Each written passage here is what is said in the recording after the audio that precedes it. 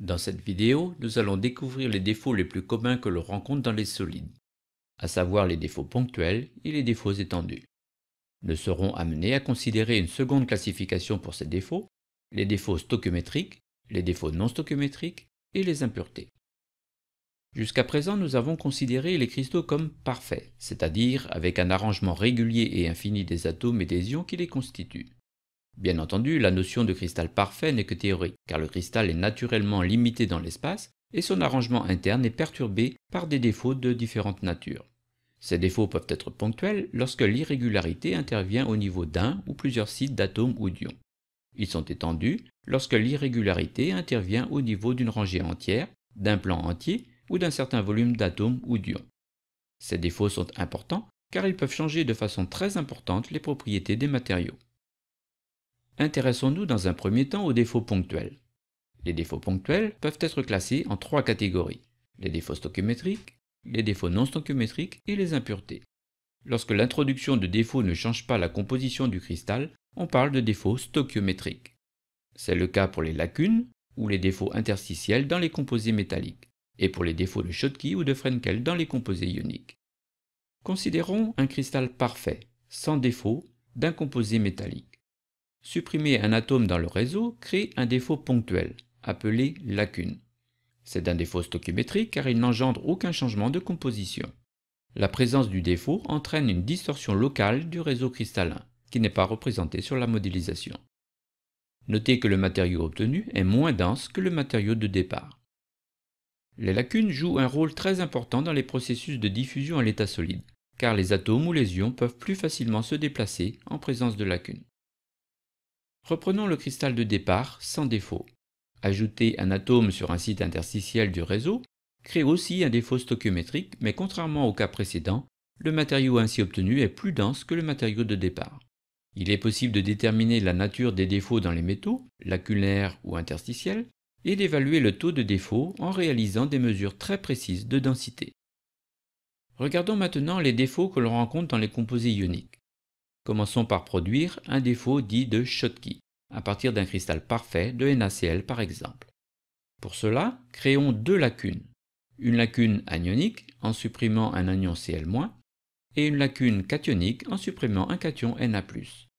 Nous obtenons un défaut de Schottky, c'est-à-dire une paire de lacunes, l'une anionique et l'autre cationique.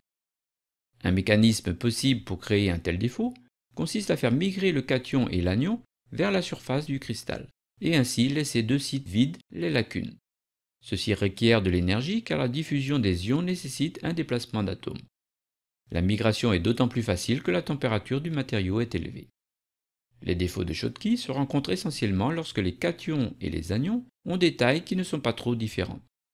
Notez que l'équilibre des charges est respecté lors de la création des défauts, de même que la stoichiométrie avec globalement un sodium pour un chlore.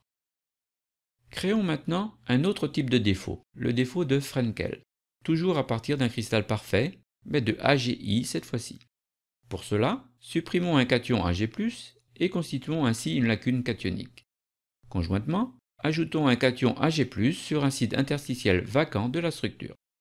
Notez que le cation Ag+, est coordonné de façon tétraédrique par 4 anions Cl-, mais aussi, à la même distance, par 4 cations Ag+.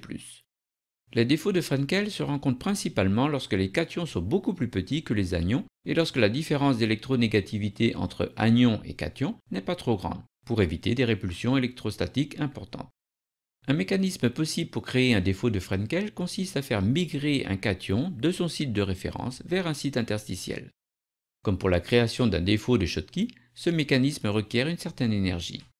Ceci peut être obtenu par irradiation du cristal. Notez que la stoichiométrie du composé n'a pas changé. Il s'agit donc d'un défaut stoichiométrique. Regardons à présent des défauts qui changent la stoichiométrie du composé. Reprenons tout d'abord un cristal ionique NaCl. En chauffant le composé dans une vapeur de sodium, des atomes de sodium se déposent à la surface du cristal. Un nombre équivalent d'ions chlorure migre vers la surface et ionise les atomes de sodium. Les électrons libérés migrent alors vers l'intérieur du cristal pour aller occuper les lacunes anioniques, créant ainsi un centre coloré appelé centre F. On parle de centre coloré car il change la couleur du cristal NaCl qui prend une coloration jaune verdâtre. Le composé est alors surstoichiométrique en sodium, avec une formulation Na1 plus delta Cl. Notez que l'équilibre des charges est bien respecté, puisqu'il y a des électrons supplémentaires au niveau des lacunes. Les oxydes métalliques peuvent aussi présenter des défauts conduisant à une non-stoichiométrie. Prenons par exemple le cas de l'oxyde de fer FeO de structure NaCl. La création d'une lacune de fer dans la structure conduit à un composé non stoichiométrique de formulation Fe1-delta-O. Comme l'équilibre des charges doit être respecté, la suppression d'un cation Fe2+, s'accompagne par l'oxydation de deux ions Fe2+, en Fe3+, marqués en violet. Notez bien que ce type de défaut non stoichiométrique n'est possible que lorsque le cation peut exister avec plusieurs degrés d'oxydation. Pour en terminer avec les défauts ponctuels, considérons les substitutions où des atomes étrangers se mettent à la place des atomes du réseau cristallin. Ce type de défaut, appelé impureté, joue un rôle important dans la constitution des alliages. Intéressons-nous maintenant aux défauts étendus et commençons par les plans de cisaillement. Pour visualiser ce type de défaut, considérons la structure WO3 de type RiO3, c'est-à-dire constituée d'octaèdres WO6 partageant des sommets. Créons un plan entier de lacunes en oxygène, en réduisant simultanément W6+ en W5+, pour que l'équilibre des charges soit préservé. Compactons alors la structure en éliminant les lacunes par glissement de la partie haute de la structure vis-à-vis de la partie basse, et en créant ainsi un plan cristallographique dit de cisaillement. Nous voyons que dans la structure obtenue, certains octaèdres partagent des arêtes, alors que dans la structure initiale, les octaèdres ne partageaient que des sommets. Voyons enfin les dislocations.